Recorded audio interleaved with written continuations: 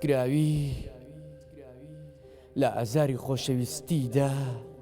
چۆنە ماوی فرمێسک بە چاوان تا دێنە خوارەوە کەچی بە خەندە دەریان دەبڕی لە کاتێکدا ئازار دەدرێیت و ئازاریش لەبیرە بیتەوە ناولەپی دەستت پڕیان کرد لە بێوەفایی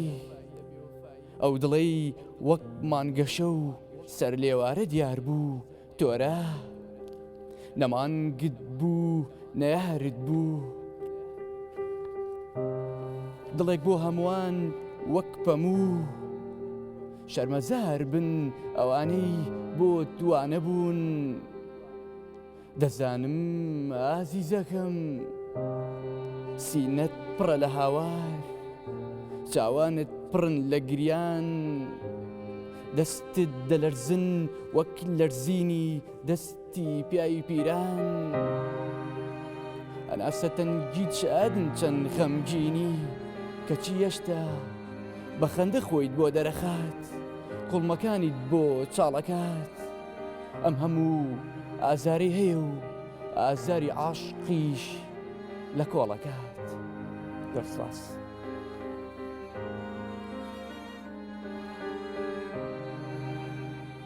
ئارام ئارامی شاعیر بەخێر بێی سەرچاوان زۆر سپاس خۆشحاڵ بین زۆر سپاس خات و ڕۆژ سەرەتا باچینە لای بینەرانیش سڵایەک لە بینەران بکەین ئازیزانم سڵاتان لەبێ و ئێوارەتان باش هیوای تەندروستێکی باش بۆ هەموو لایەکتانە خوازین بە خۆشحاڵیەوە بۆ ئەم ئێوارەش بە پرۆگرامێکی نوێ هاتینەوە لای ئێوەی ئازیز و خۆشەویست وەکو وتمان کاگارام لەگەڵ ئێمەیە ئارام ئارامی کە ئەم ئێوارە پرۆگرامەکەمان بە شعرەکانی بە شێوازی ئەداکردنی و خوێندنەوەی شعرەکانی جوانترەکات دووبارە بەخێر بێ کاگارام زۆر سپاس مەمنون خات و ڕۆژیار سەرەتا سپاس و پێزانین هەیە بۆ بەڕێستان بۆ کەناڵ عزیزەکەتان زۆر سپاس خۆشحاڵم ئیمڕۆکە لەگەڵێوەدام کە ئاڵێم خۆشحاڵم لە دڵەوە خۆشحاڵم بەڕاستی چکە من بە زۆر شت خۆشحاڵ نیم هیوادارم ئیمڕۆ بتوانین بەرنامەی هونەری هەم لەسەر کۆڕە شعریەکە هەم لەسەر دیوانە شعریەکە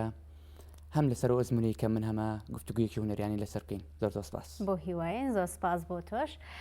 بۆ هیوای بینەرانیش لەگەڵمانە بمێنەوە تا کۆتایی کاگارام یەکەم کتێبەتی کتێبی عاشق دوو جارەگری کە چەند ڕۆژێکم کتێبە بڵاو کراوەتەوە و هەر لەگەڵ بڵاوبوونەوەشیا کۆڕێکی شعری بۆ ڕێکخراوە و لەگەڵ ئەوە کاگارام خاوەنی ئەدایەکی جیاوازی خۆەتی یاخود دەتوانین شێوازێکی ئەداکردنی جیاوازت هەبووە زیاتر لەو شاعیرانەی کە ئێواران ئێمە میوانداریمان کردووە زۆر بە قوڵی ئەچیتە ناو شعرەکەەوە یاخود خوێندنەوە ئایا شعرەکانیش هەر بۆ دڵە بۆ تێکەڵبوونە نووسیوتە؟ بەڵێ سپاس بۆ پرسیارەکەت ئەگەر سەرەتا ئاماژەی لەسەر کتێبەکە بین کتێبی عاشق دوو جاردەگری کە تازەترین دیوانی شعری منە وەکو نووسین بۆ کتێب کە ئامادەم کردبێت پرسیارێکی زۆرم بۆ هاتووە لەسەر ئەم ناوی ئەم دیوانە شعری عاشق دوو جاردەگری مەبەست لەم ناوە چییە و بۆ ئەم ناوە بەڕاستی جا پێم خۆشە لێرەوە گە دەرفەتە بێت لەسەر ناوی شعرەکە لەسەر ناوی دیوانە شعرەکە ڕوونکردنەوەیەک بم ئەم ناوی دیوانە شعریە من بە شێوازێکی فەلسەفی ئەم ناوم داڕشتووە واتە هەمومان کاتێککە لە دایکە بین بە عاشقێکەوە لە دایکە بین ئەوش عاشقی خوددایە و ئەم عاشقش گریانی لەگەڵایە ئەمە بەنسبەت گریانی عاشقی یەکەم بەنسبەت گریانی عاشقی دووەم کە ئەمەیان گریانی عاشقە بۆ معشوقەکەی جا چێم گریانیان بەهۆی خۆشحاڵی بێت کە بێگەیشتون یاخود بەهۆی ئەوە بێت کە لێک دابراون یاخود بەهۆی خیانەتەوە بوو بێت ئەمانە هەمومان کۆ کردوتەوە ئەم ناوانە ناومان ناوە عاشق دوو جار دەگریت ئەمە وەکو ناو لەسەر کتێبەکە ئەم کتێبە لە ساڵی ئەگەر چوان بیرم بێت مانگی 6 2010 بوو دەستم کرد بە نووسین بۆ کتێب یعنی کۆکراوەی شارەکان تا لە 2010 بۆ 2020 بەڵێ واتە وەکو نووسینی من لە ساڵی 2010 بۆ کتێب ئەمە بووە بەڵام پێشتر من دەستنووسمەیە واتە من زۆر لە پێش ئەو بەروارە نووسینم هەبووە بەڵام حازرکردن بۆ کتێب لە ساڵی مانگی 6 2010 من دەستم کرد بە نووسین لەسەر یەکەمی دیوانی شعری خۆم باشە کاگەرام ماوەی چەندێکە وەکو نووسینی شعر یاخود وەکوەوەی بڵین خولیای نووسینی شارت بۆ دروست بووە چەندێکە نێتوانین بڵین بەروارەکەی من بیرم نییە تەبەن ڕەنگەم قسێ زۆر دووبارە بێت بۆ هەموو کەسانی کە بەهرەیەکیان تێیاڵێن نێمە لە مناڵیەوە ئەو بەهرەیەمان تیا بووە بەسەراحەت من پشگیری و قسەیانەکەم و قسەیان زۆر زۆر ڕاستە بەبیرمە لە قۆناغی سێ و چواری ئامادەی یابووم مامۆستاکەم دایمە شعرەکانی بە منەوە دێکم کەسکە من شعرەکان بڵم خولیایەکەمە بوو شعر لەبەرکردن لەو کاتانەیە باش ڕۆژێکیان بیرمێت مامۆستاکەم شعرێکم لەبەر نەبوو مامۆستاکەم پێی وتم نابێت تۆ شعرت لەبەر نەبێت لای تۆ خۆت شتە نووسیت لە خۆتووە شتە نووسیت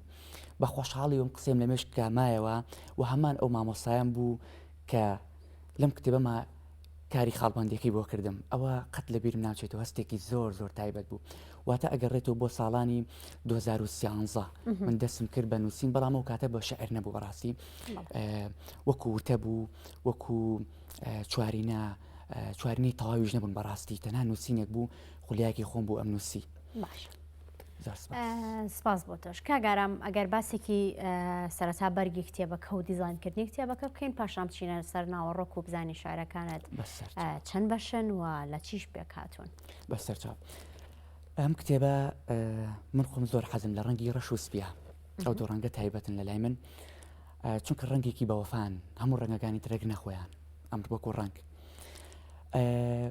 دیزاینی ئەم کتێبە لەلایەن برای بەڕێزم کاکە هەرم ئەسمانەوە بۆی کراوە کاری خاڵبندەکەی لەلایەن مامۆستای ئازیزم مامۆستا ڕێبوار حەمە تۆفیق لێرەوە زۆر زۆر سپاس یەکەم وەکو هەدیە کاری خاڵبندەکەی بۆ کردوم لە چاپخانەش لێرە لە شاری سلێمانی لە چاپخانەی کارۆ چاپمان کردووە ئەویش برای ئازیزم کاک عەتا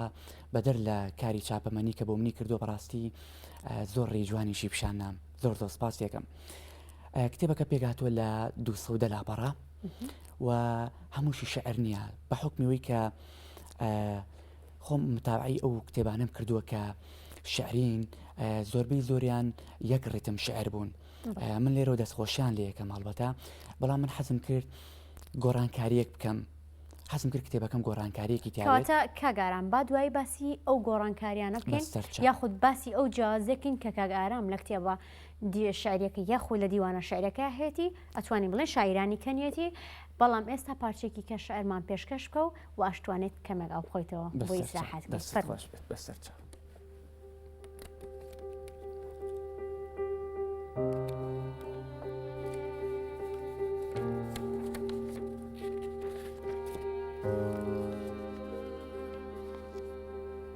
خەو دوێنێ شەو خەوم پێوە بینی لە خەومە ڕاتەکرد لە بەردەممە دەڵێنەوەی لە خەودا لێت ڕابکات واتە بەڕاستی دێتە لات پیاوێکی پرسپی بانگی دەکردین دەیگوتی عاشقە بابێتە لام کۆمەڵێک لاوی خوێنگەرم لاوی بەجەرگی دڵنەرم دەترسان بڕۆنە بەردەمی بە ترس و لەرزەوە وتم منم عاشق پیرە پیاو دەستیەنا بەسەر شانمە وتی کوڕی جوانم عاشق دەبێت چاوەڕێ بکە بۆ بینینی یار دڵی لەت بکە عاشق دەبێت زۆر گریا بێت لە ڕۆژێکدا چەندین جار ناوی مەعشوقەکەی هێنابێت بۆ گرتنی دەستی یارێ هەزاران جارێ دەستی بەردرابێ عاشق دەبێت کێشی لاواز بێت خۆراک لە دەمیدا وەک زەهری مار بێت عاشق دەبێت وا بێت دەبێت عاشق زۆر گریا بێت لە ڕۆژێکدا چەندین جار بەکەوتنەوە هەستا بێ پیرە پیاو سێری چاوانمی دەکرد وتم من دایم دەمم تاڵە زاری ماری چی هەنگوینش لام تاڵە کێشم لاواستر لە بێهێزە خۆراکی من یەک ژەمە ئەوەی دی هەمووی خەمە پیرە پیاو زیاتر لە چاوانم وردە بووە وەک بڵێ عاشقی وای نەدی بێت وتیلاوی گەنجی خوێنگەرم زیاتر بدوێ با گوێت بۆ بگرم وتم پیرە پیاوی ڕیسپی دەستم نەگیراوە تا بەردرابێت منم عاشق من گریاوم من لە عاشقا هەتی و کراوم پیرە پیاو سەیری چاوانمی دەکرد ورد ورد لێی دەڕوانیم هیچ قسەی نەدەکرد لە کۆتادا دەستی گۆچانی گرت جێی هێشتم یەک گوشەشی بۆ عاشق لاجێ نەهێشتم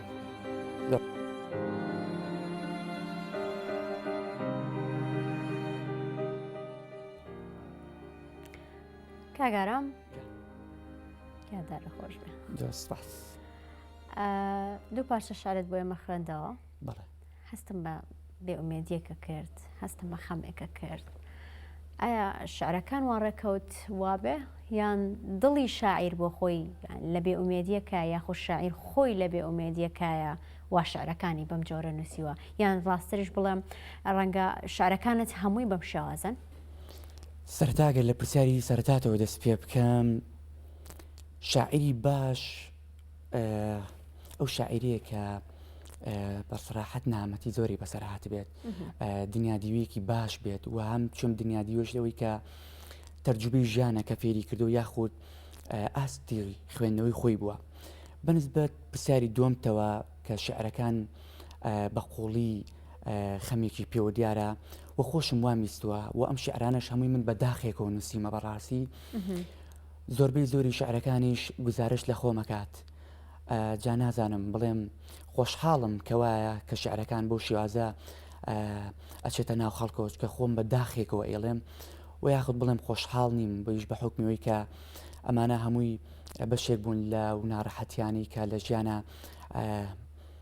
بەرۆکی گەنجێکی وەکو منی گرتووە بەڕە سەراحەت بمبورە بەڵام شتی جوانیان فێرکردم ئەوە تا من لە شوێنێک داڵێم ئەو ئازار و خەمانەی کە بەر من کەوتووە سپاس گوزاریم لە بەروی منی کرد بەم کەسایەتی ئێستا منی دروست کرد بەڕاستی بێگومان هەندێک کات سەختیەکانی ژیان یاخود ئەو قۆناغانەی کە پێات یا پەڕیت وات لێ کات مرۆڤێکی بەهێز بیت یاخود دەرەنجامێکی شیرینی هەبێت بێگومانم بۆی کە دیوانە شعرێک ئەتوانە دەرەنجامێکی دڵخۆشکەری هەبێ بۆ تۆ هەرچەنەگەر بە سەختیش تێپەڕی بێت ئیشەڵا بێگومان باسی ئەومان کرد ئایا شعرەکانت هەمووی بەم شێوازن یاخۆت جیاوازن یان باسی ئەوت کرد کە شعرەکانت بەش بەشن باسێکی ئەو بەشانەمان بۆ بکە سەرەتا ئەگەر لەسەر کتێبەکۆ دەست پێ بکەین ئەم کتێبە تەمەەن وەڵامی ئەم پرسیارەت لەم باسەیە کە من ئێستا پێ دێڵم ئەم کتێبە پێگاتوە لە 5 بەش بەشی یەکەمی بریتە لە شعری کلاسیک کە من وەکو خودی خۆم شعری کلاسیک ئەنووسم بەڵام شعری کلاسیک کە لەسەر وەزن و قافێدا ڕێژیت بەڕاستی وەکو ئەداکردن ئازادیەکی تەواوت پێ نابەخشێت واتە تۆ ئازاد نیت لە یاریکردن بە تۆنی وشەکان بەشی دووەمی ئەم کتێبە پێگێت لە کۆمەڵێک چوارینە کات ئەم کۆمەڵە چوارینێش هەڵبەت هەر ئاوان نەنووسراوە من زیاد لە سەدەها چوارینەم خوێندۆتەوە ئینجا توانیمە چوارینە بنووسم ئەگەر بگەڕێنەوە بۆ شعرە کلاسیەکانی ئەیش بە هەمان شێوە سەدەها شعری کلاسیکم خوێندۆتەوە اینجا توانیمە بینووسم وەکو ئاماژەم پێکرد لە 2013ەوە من متابعی شعر و خوێندنەوە ئەکەم بەشی سێمی ئەم کتێبە پێگێت لە کۆمەڵێک پند تەبعاً ئەم پندانە من بە خۆشحاڵی یەکێکم لەوانی کە پەندە یاخۆ شعرەکان پەندامێزن تەنها پەندە شعر نییە پەندە ئەتوانین بڵین وشەی بە نرخە ئەمەش دەلات لە چیەکە من یەکێکم لەو کەسانی کە لەو حاڵەتیانیم تەنها پەندەکە بەسەر خۆما بێت اینجا پەند وەرگرم بۆم نە هاوڕێکانم حاڵەتێکیان بەسەر هات بێت من سوودێکم لەو حاڵەتە وەرگرتووە کردومە بە پەند بۆی کەسێکی تر خوا نەخواستە نەکەوێتەوە حاڵەتەوە ئەگەر تووشیش بوو ئەم پێشتر ئاگدار بێت کە شتێکی وا هەیە. بەشی چوارەمی کتێبەکەش پێکێت لە ئامۆژگاری. ئەو ئامۆژگاریانش بە حکمی ئەوەی کە ئێمەش کۆمەڵێک ئەزممان هەبێت یاخود خۆم کۆمەڵێک ئەزمونم وەرگرتە بێت کردومە بە ئامۆژگاری. و بەشی پێنجەمی کە پرسیارەکەی تۆ لێرەیە بەشی پێنجەمی پێگێت لە شعری ڕۆماتیک واتە ئەو شعرانن کە ئازادیەکی تاویان تایە بۆ شاعیر کە پێوێت خۆی بیخوێنێتەوە ئەدای بکات. و ئەمەشان لەگەڵ مامۆسای عەزیزم عفوم کە بمبورە لەگەڵ مامۆسای عەزیزم مامۆسا حەماعەلی خان لەگەڵ برای عەزیزم کە دوایی ئەمانە ناویانێنن بەڕاستی ئەگەر ئەمانم لە پشتانە بووە من نەمەتوانین نەکۆڕەکە بکەم نە کتێبیش بنووسم. باش بەرەوەی کە بچینە سەر باسی کۆڕەکە باسی ئەوە کرد کە بەشێکی کتێبەکەت پەندە و بەشێکیان ئامۆژگاریە. ئایا ئەم پەندانە یاخود ئەم ئامۆژگاریانە کۆت کردوتەوە لە کەسانی کەوە یاخود پەندە پێشینانەکان نازام هەر جۆرە بێت یاخود هەمووی نووسینی خۆتە؟ بەڵێ طبعا ئەمانە هەمویان لەناو ئەم دوانە شعریەدان. ئەم دوانە شعریش تایبەتە بە خۆم هەمووشان خۆم نووسیمە واتە هەتا تەنانەت بیرۆکەکەشی ئەوە نییە بڵین لە کەسانی پێشترۆ بیرۆکەی وەرگیراوێت وەکو پێم وتی تازەگەریکی پێوە دیارام کتێبە کاتێک کە خوێنەر ئەم کتێبە خوێنێتەوە ئەزانێت کەم کتێبە تازەگەریکی تەواوی پێوە دیارە. ئەوە کتێبەکەش هەمووی خۆمە هیچ وشەیەک یاخود بڵین ڕستەیەک ئەوە نییە. تەمەن ڕستەکانیمە فەرەنگی کوردی خۆتەزانی تروشەکان دووبارە ڕۆژانە بەرمانەکەوێتەوە منش بە شێوازێکی تازەگەری دام ڕشتووە و هەمویان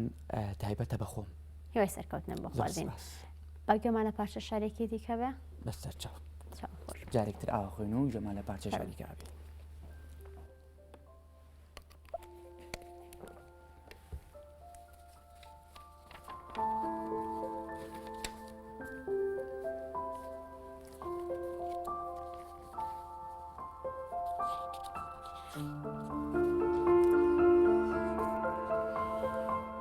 عاشقی کوڕێک بۆ کچێ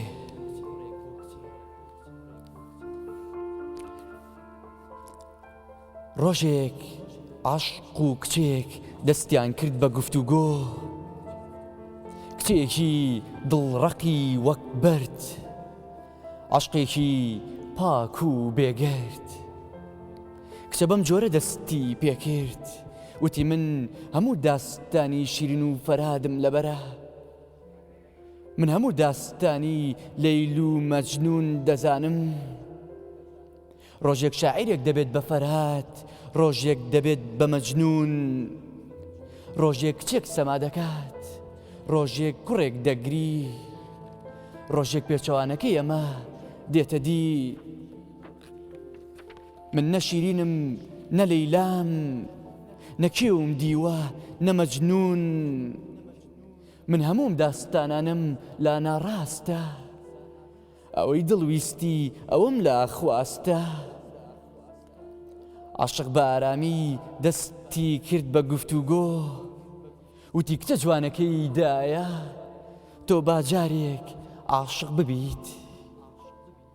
تۆ باجارێک بەدەم فرمێسکەوە پارو لە گەرود گیر ببێت تۆ باجارێک ئاوار بکەیت و دەنگت نەگات بە هیچ کەسێک تۆ باشەوان فرمێسک دەست لە ملت بکات ئەو کات دەزانی بۆچی شاعیران حەس بە قسە ناکەن لەبارەی عاشقەوە گفتوگۆ ناکەن ئەو تێدەگات عاشق چەند بە ئازارە ئەوەی لە نێو دڵە کوا دەوترێت بەم زارە بەم قسانە کچە تەواو بێدەنگ ببوو هەنا ئەسە لە گەروی وشک ببوو عاشق وتی کچە جوانەکە بوو بێدەنگی ئێستاش دەڵی داستانەکان خەیافڵاون تۆ باجارێک ببیت بە مەجنون ئەو کات دەزانیت هیچ کات عاشق نابێت بەون بوون. زۆر سپاس.